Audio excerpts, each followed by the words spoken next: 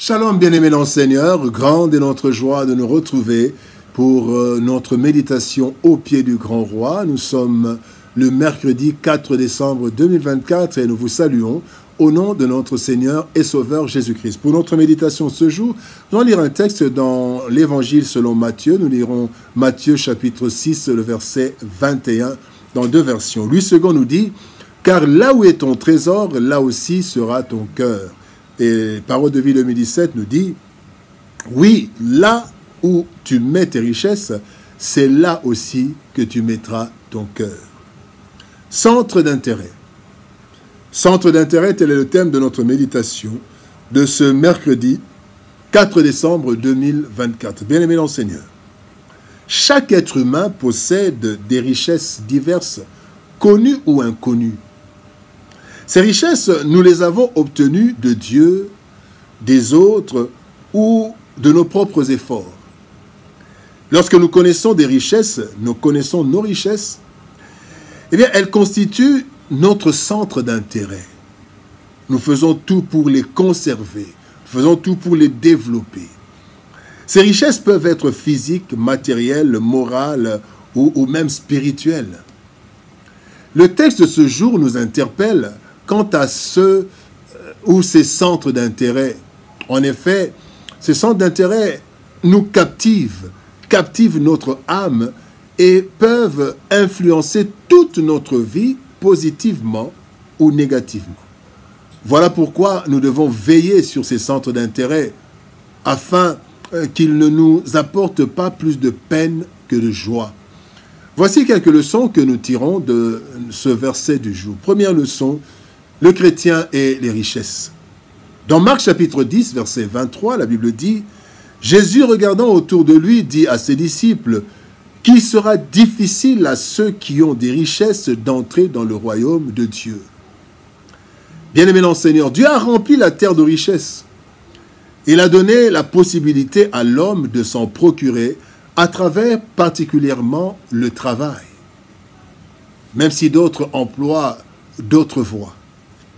Les richesses ne sont pas distribuées équitablement et gratuitement, d'où la course pour leur acquisition, en vue du développement et du bien-être humain. Cependant, les richesses que Dieu destine aux siens apportent parfois et même souvent un certain nombre de problèmes dans la société. Les richesses peuvent faire naître l'avarice et l'égoïsme, selon qu'il est écrit dans Luc chapitre 12, verset 15, « Gardez-vous avec soin de toute avarice, car la vie d'un homme ne dépend pas de ses biens, fût-il dans l'abondance. » Les richesses peuvent faire naître l'orgueil.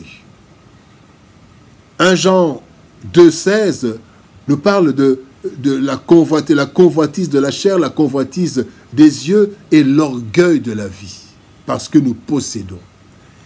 Les richesses peuvent faire naître la jalousie de ceux qui n'ont pas ce que nous avons, et quand nous n'avons pas ce que les autres ont. Les richesses peuvent faire naître aussi les vols, les meurtres, les escroqueries, en fait, les pillages et même des guerres. Matthieu chapitre 6, verset 19 nous dit « Ne vous amassez pas des trésors sur la terre où la teigne et la rouille détruisent et où les voleurs percent et dérobent. » La richesse peut, bien aimé, les richesses peuvent au pire des cas engendrer l'éloignement de Dieu et même la perte de la foi. Dans Luc chapitre 16, verset 13, il est dit « Nul ne peut servir deux maîtres, car ou il haïra l'un et aimera l'autre, ou il s'attachera à l'un et méprisera l'autre. » La deuxième leçon, parlons de Dieu et les richesses. 1 Timothée chapitre 6, verset 17 nous dit « Recommande aux riches du présent siècle de ne pas être orgueilleux et de ne pas mettre leur espérance dans des richesses incertaines, mais de la mettre en Dieu, qui nous donne avec abondance toutes choses pour que nous en jouissions. »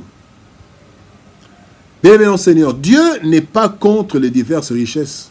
C'est d'ailleurs lui qui enrichit. Selon qu'il est écrit dans 1 Samuel chapitre 2 verset 7, « L'Éternel appauvrit et il enrichit. il abaisse et il élève.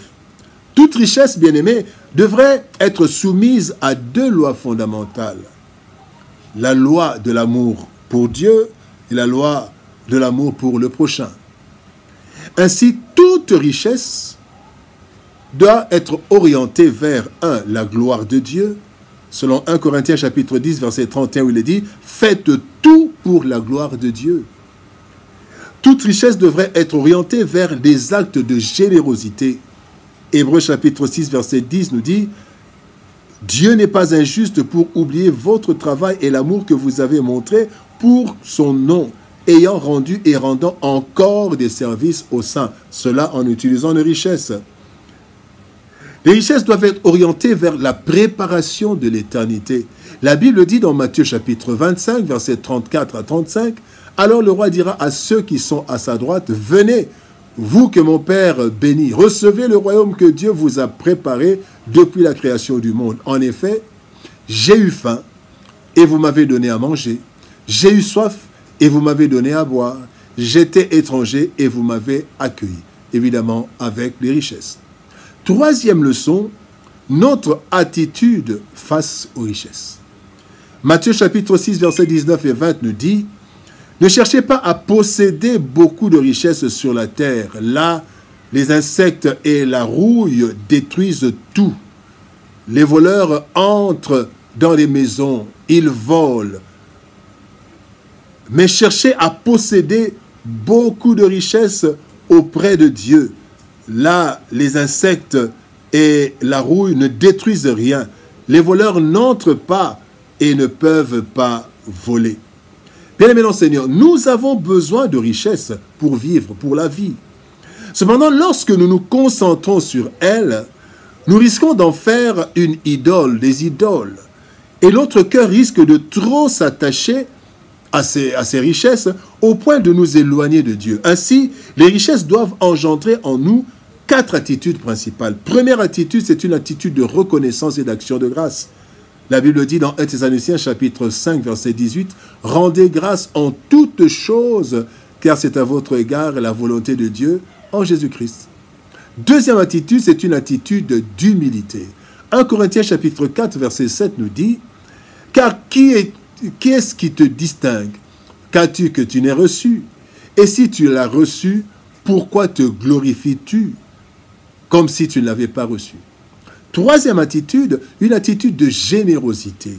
1 Timothée 6, 18 nous dit « Recommande-leur de faire du bien, d'être riche en bonnes œuvres, d'avoir de la libéralité et de la générosité. » Et enfin, quatrième attitude, une attitude d'adoration pour celui à qui tout appartient. 1 Corinthiens chapitre 10, verset 27 nous dit « Car la terre est au Seigneur et tout ce qu'elle renferme. » Ainsi, bien-aimés, notre centre d'intérêt ne doit pas être nos richesses, mais plutôt Dieu et notre avenir éternel.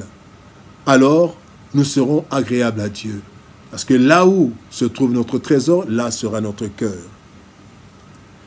Dans la vie, nos intérêts nous conditionnent, bien-aimés. Voilà pourquoi nous devons prendre garde à ne pas nous concentrer sur les richesses qui peuvent nous éloigner de l'essentiel, la vie éternelle. C'est ainsi qu'il est écrit dans Matthieu chapitre 6, verset 20, « Cherchez à posséder beaucoup de richesses auprès de Dieu. Là, les insectes et la rouille ne détruisent rien. Les voleurs n'entrent pas et ne peuvent pas voler. » Dieu n'est pas contre les richesses. Cependant, il ne faut pas que notre centre d'intérêt soit les richesses, mais plutôt notre relation éternelle avec Dieu. Dieu et notre relation avec lui, ainsi qu'avec le prochain. Prions. Père de gloire, nous te bénissons et te rendons grâce pour ton amour et ta bonté. Merci, Père, parce que tu es celui qui nous enrichit.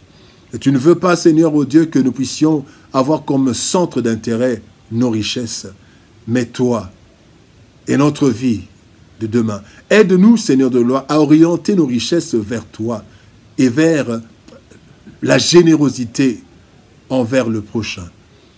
Seigneur de gloire, aide-nous, afin que là où notre cœur se trouve, là où notre trésor se trouve, donc en toi, que là où aussi notre cœur se trouve. Aide-nous, Seigneur de gloire, à ne pas nous concentrer sur nos richesses, mais à nous concentrer sur toi, en utilisant les richesses pour bien faire. Bénis ta parole et bénis ton peuple. Au nom de Jésus-Christ, nous avons ainsi prié, Père. Amen. Bien-aimé Seigneur, que Dieu nous bénisse. Shalom, au revoir et par la grâce de Dieu, à demain.